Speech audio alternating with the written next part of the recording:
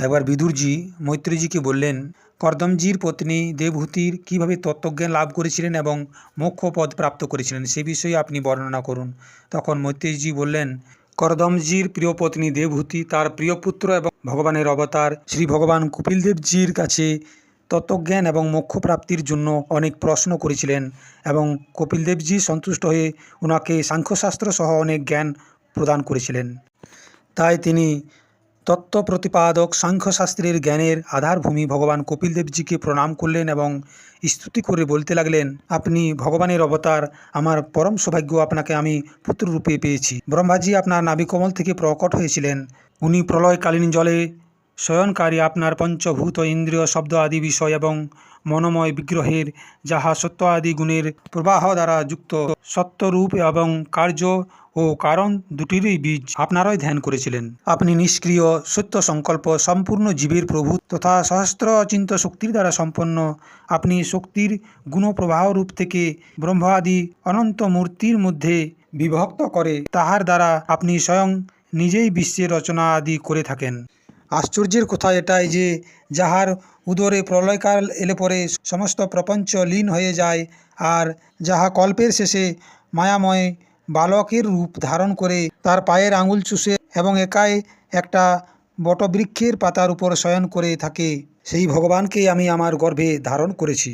আপনি পাপীদের দমন এবং নিজের আজ্ঞাকারী ভক্তদের অভ্যুদয় এবং কল্যাণ করার জন্য স্বেচ্ছায় দেহ ধারণ করেন। অতএব যেমন আপনি বরাহ আদি অবতার হয়েছেন, তেমনি এই কপিল অবতারও মুমুক্ষদের জ্ঞানমার্গ দেখানোর জন্য হয়েছেন।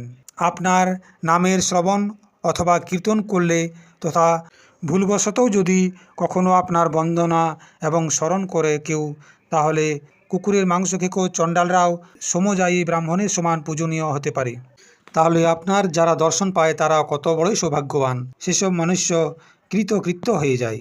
যারা আপনার নাম উচ্চারণ করে, তপ করে, হবন করে, তীর্থ স্নান করে, সদাচারের পালন করে এবং বেদ অধ্যয়ন করে তারা শ্রেষ্ঠ মানব।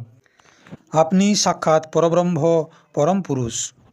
বৃত্তীয়গুলির প্রবাহকে অন্তর্মুখ করে অন্তঃকরণে আপনাকেই চিন্তা করা যায়। আপনি নিজের তেজ দ্বারা মায়ার কার্য গুণ প্রবাহকে শান্ত করে দেন তথা আপনারই উদরে সম্পূর্ণ বেদতত্ত্ব নিহিত রয়েছে। এরকম সাক্ষাৎ বিষ্ণু স্বরূপ আপনাকে আমি প্রণাম করি। মায়ের মুখে এরকম স্তুতি শ্রবণ করার পর মাতৃবৎসল পরম পুরুষ ভগবান কপিলদেবজি গম্ভীর বাণীতে বললেন, মাতাজি, আমি তোমাকে সাংখ্যশাস্ত্র সহ মোক্ষ প্রাপ্তির যে সুগম উপায় বলেছি তাহার অবলম্বন করে অতি শীঘ্রই তুমি পরম পদ প্রাপ্ত করে নেবে। ব্রহ্মবাদী লোকেরাও এটাই করে। এর দ্বারাই তুমি আমার জন্ম মরণ রহিত স্বরূপকে প্রাপ্ত করে নেবে। যাহারা আমার এই মতকে জানে না তাহারা জন্ম মৃত্যুর চক্রে পড়েই থাকে। প্রিয় দর্শক, ভগবান কপিলদেবজি মাতা দেবহূতিকে যে উপদেশগুলি দিয়েছিলেন তা আগের ভিডিও দুটিতে দেওয়া আছে, অবশ্যই দেখে নেবেন। প্রিয় দর্শক, এরকম শ্রেষ্ঠ তত্ত্বজ্ঞান উপদেশ করার পর কপিলদেবজি তার ব্রহ্মবাদিনী মায়ের অনুমতি নিয়ে সেখান থেকে চলে গেলেন। তখন দেবহূতিও সরস্বতী নদীর তীরে নিজের আশ্রমের নিজের পুত্রকে উপদেশ করে যোগ সাধনার দ্বারা যোগ অভ্যাস করতে করতে সমাধিতে স্থিত হয়ে গেলেন।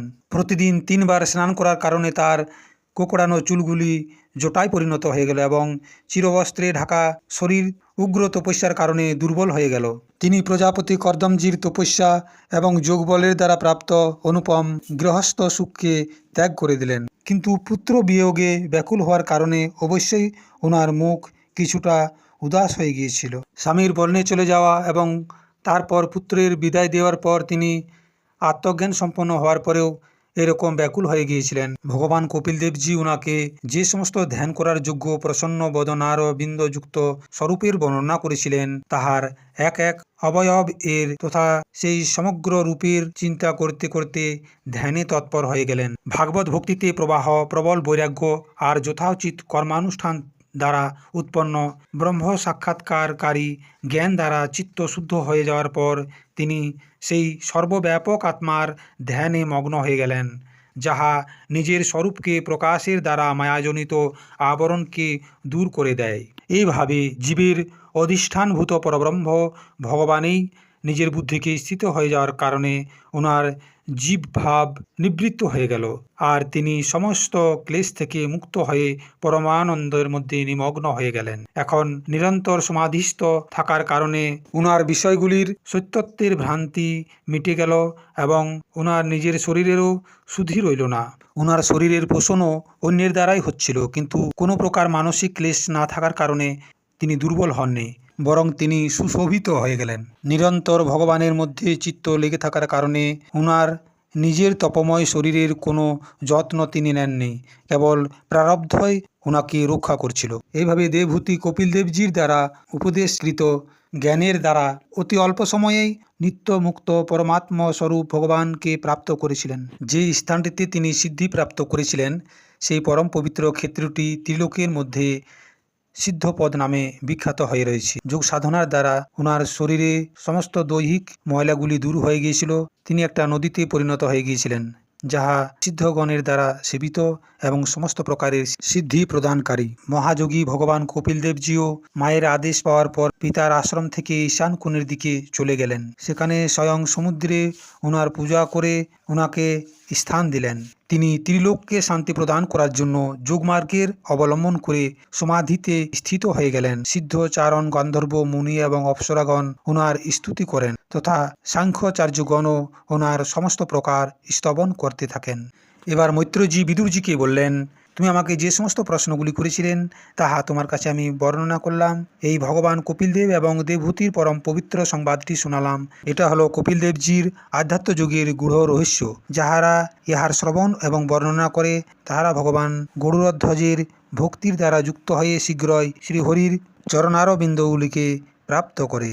প্রিয় দর্শক, শ্রীমদ্ ভাগবত মহাপুরাণটি সম্পূর্ণ সহজ বাংলায় জানার জন্য ভিডিওগুলি প্রথম থেকে দেখুন, সম্পূর্ণ দেখুন। আর আপনি যদি আমার চ্যানেলে নতুন হয়ে থাকেন তবে চ্যানেলটি সাবস্ক্রাইব করে সঙ্গে থাকুন। লাইক, কমেন্ট ও শেয়ার করতে ভুলবেন না। ধন্যবাদ।